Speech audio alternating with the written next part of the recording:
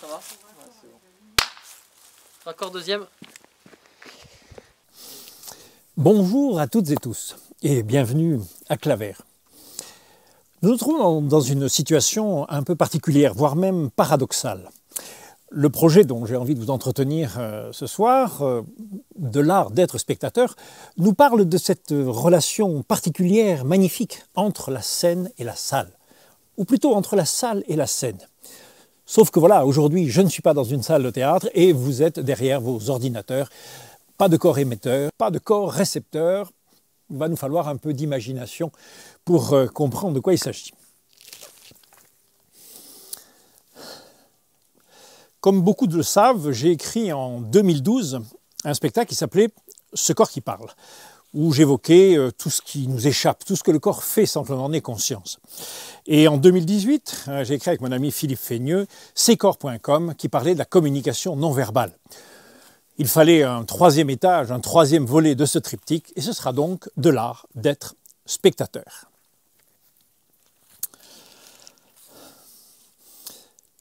Au centre de ce projet, il y a mon insatiable gourmandise, ma fascination, mon obsession pour le corps.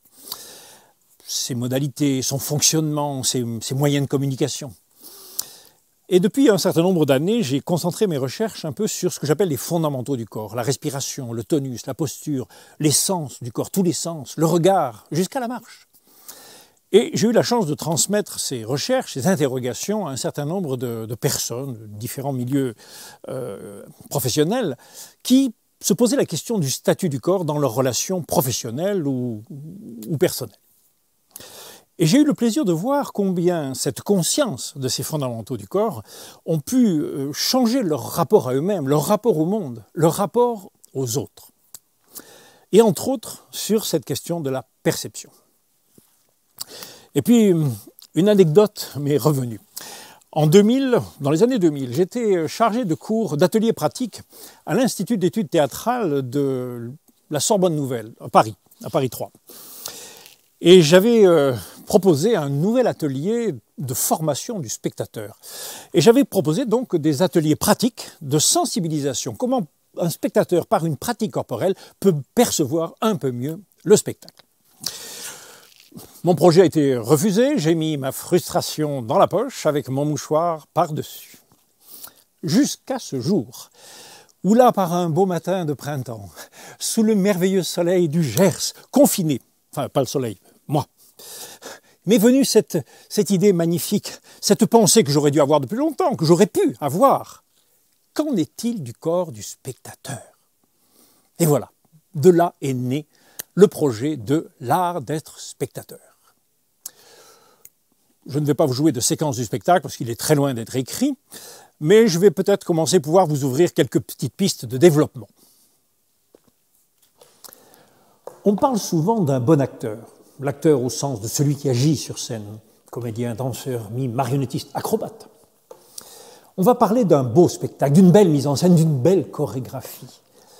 Mais a-t-on idée de parler d'un bon public? Vous, public, vous est-il arrivé de penser que vous pouviez être un bon public? Parce que nous, dans le métier, entre nous, on en parle. Quand on va sortir de scène, on va dire « Oh, ce soir, quel public magnifique !» Ils étaient présents, j'avais l'impression de les prendre par la main, de les embarquer. Ou alors, un autre soir, on va dire « Oh là là, mais j'avais l'impression d'être seul, il n'y avait personne, ce public était absent, il n'existait pas. » Alors j'ai eu un petit peu envie de changer de point de vue, de vous parler à vous, vous, public. Oh, public, un masse noir informe qui se terre dans l'obscurité, monstre terrifiant qui peut hurler, siffler, applaudir, que sais-je encore. En tout cas, nous, on en a peur. Oh. D'ailleurs, je ne vais pas parler au public, je vais parler à chacun de vous, de chacun de vous. Vous êtes toutes des personnes différentes, avec des histoires différentes, et vous allez entrer dans la salle avec un quotidien différent, un état émotionnel différent, un corps différent, un état de corps différent. Alors, il y en a certains qui vont me dire « Hé, toi l'acteur, fais ton travail sur scène, là, laisse-nous tranquille. » Ouais, pardon, excusez-moi. C'est vrai que mon propos est peut paraître dérangeant, provoquant, voire même arrogant. Mais je dois vous dire qu'après 45 ans de carrière, cette idée est devenue pour moi essentielle, déterminante. Alors je prends le risque. Oui, peut-être un peu provoquant, mais quand même. N'est-ce pas une juste manière de recréer un certain ordre entre la salle et la scène ? De sortir de ce fameux archétype du public qui dit « Oui, amusez-moi, faites-moi rire, faites-moi pleurer, divertissez-moi » Non. On va un peu changer de point de vue. Je vous invite à changer de point de vue. Ou, comme disent certains scientifiques, changer de point de sentir. Et comme dit la sagesse populaire, pour communiquer, il faut être deux. Vous et moi, mais moi et vous. Il va falloir se mettre au travail. Très chers spectateurs, vous imaginez bien que nous, acteurs, on passe notre vie à prendre soin de vous. Avant une création, on y pense l'année entière avant. On va répéter pendant des mois, des semaines, la veille du spectacle. On ne dort plus, on fait même des cauchemars. Des cauchemars. On n'arrive plus à trouver l'entrée de la scène. On erre dans les couloirs du théâtre. On est même en pantoufles, on a perdu ses chaussures. On ne sait plus son texte. On a même perdu ses partenaires. Et le jour du spectacle, on est nerveux, on est mort de trouille. Et même si juste avant le début du spectacle, on va prendre le temps de s'échauffer et d'aller chercher la plus petite parcelle de sérénité jusqu'au fond de notre corps pour avoir l'audace de se présenter devant vous.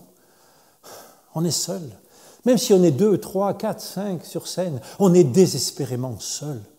En face de vous qui êtes 30, 50, 100, 200, 500, 1000, 5000 peut-être, que sais-je. Mais peut-être ce n'est pas le nombre qui est si important. Ce qui est important, c'est vous. Avez-vous imaginé que bien calé au fond de votre siège, dans le noir, dans l'anonymat total, avez-vous imaginé un jour de prendre soin de l'acteur ? Prendre soin de la relation, prendre soin de l'histoire que nous allons créer ensemble. Y avez-vous pensé seulement une seule fois dans votre vie de spectateur ? Et puis vous pourriez vous demander, y a-t-il un bon corps pour accueillir le spectacle ?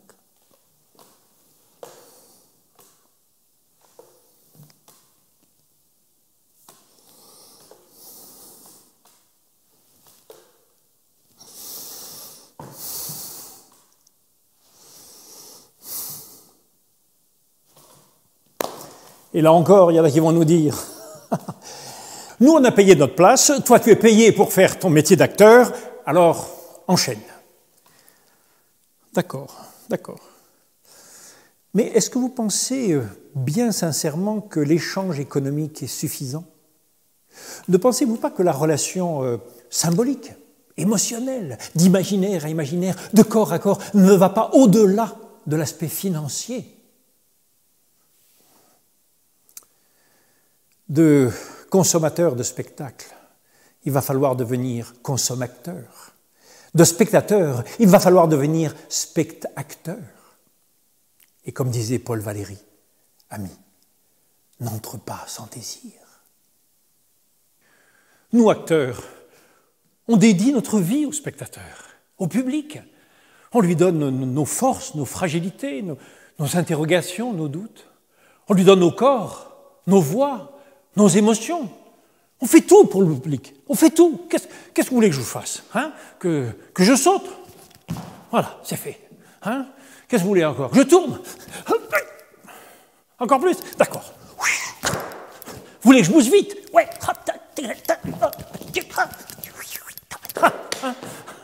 Vous voulez quoi? Que je chute? C'est fait. Vous voulez quoi? Des rebonds?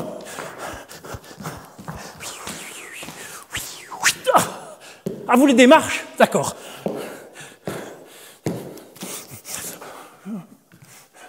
Vous voulez Charlot? Vous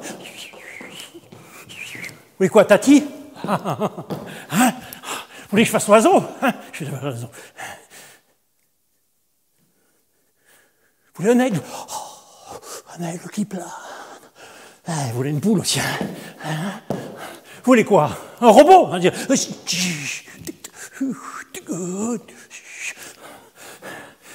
Et encore quoi? Hamlet, Shakespeare. To be or not to be, that is the question. Whether it is nobler in the mind to suffer the slings and arrows of outrageous fortune. Qu'est-ce que vous voulez d'autre? Mozart? D'accord, Mozart. Non piandrai farfallone amoroso, notte giorno d'intorno girando, delle belle turbando. Non, je suis essoufflé. Vous voulez encore? Vous voulez quoi? Un saut périlleux? Faire un saut périlleux.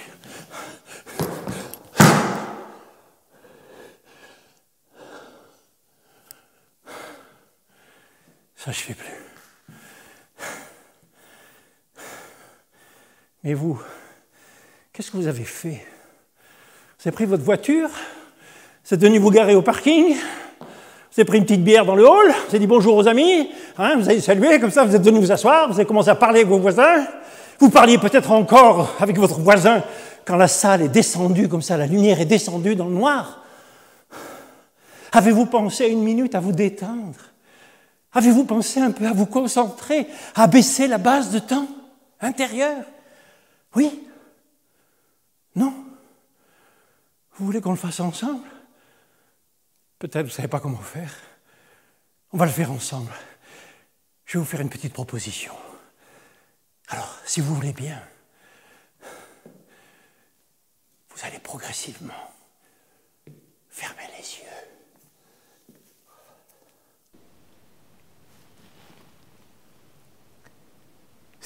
Si, faites-le. Devant vos ordinateurs, fermez les yeux. Vous allez sentir l'apaisement, la sérénité venir. Ça y est. Respirez profondément plusieurs fois, comme un soupir.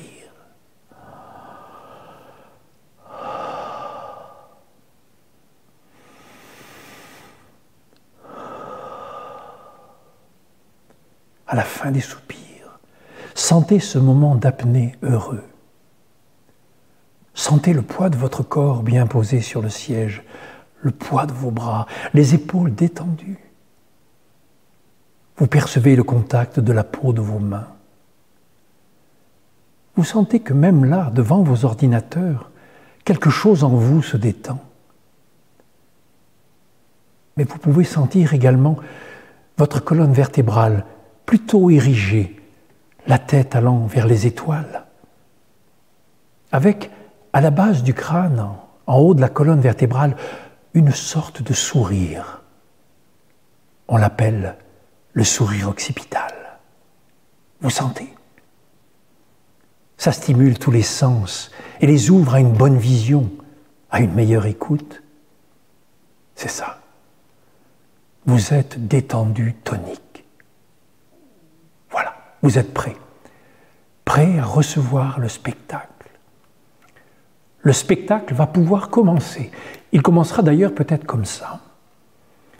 Imaginez que le noir va descendre doucement sur la salle et la scène, un peu comme pour vous qui avez les yeux fermés. Et là, pendant un temps, il ne se passera rien. Plus rien. Rien qu'une longue obscurité, une étrangeté qui dure. Au bout d'un temps, elle commencera d'ailleurs peut-être à énerver certains qui vont peut-être commencer à tousser, d'autres à rire, certains à applaudir, et il ne se passera toujours rien. Et au bout d'un temps, doucement, ma voix vous dira: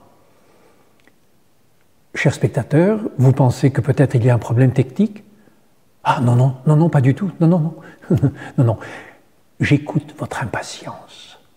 J'écoute votre envie d'assister au spectacle jusqu'au fond de vos cellules.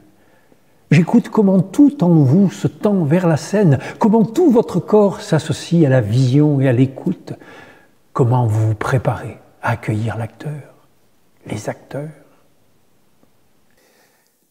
Chers amis, derrière vos ordinateurs, vous allez pouvoir ouvrir les yeux. Me revoilà.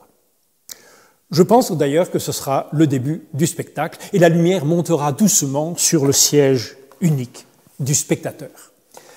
Comme vous l'avez bien compris, ce spectacle en forme de conférence va parler de la réception du spectacle par le spectateur, de sa sensibilité.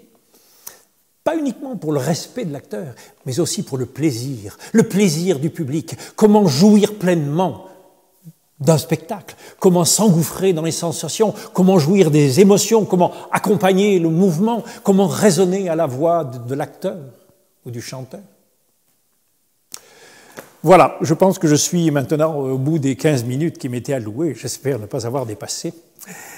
Donc, de quoi ai-je besoin pour ce spectacle? Eh bien, écoutez, si certains ont envie de m'accompagner, ce sera avec grand plaisir, soit d'une manière de coproduction, histoire de m'aider à payer les répétitions, les écritures, les conseillers artistiques, l'administration du spectacle. Aussi peut-être quelques préachats, et aussi peut-être, si c'est possible, d'organiser des rencontres avec des publics, parce que ce projet va vraiment grandir en contact avec le public. En tout cas, je vous remercie de votre attention qui va être soutenue toute la journée. Et je tiens beaucoup aussi à remercier toute l'équipe de l'ADA pour organiser cette visioconférence. Je sais le travail que ça leur a donné. Merci à tous et à bientôt.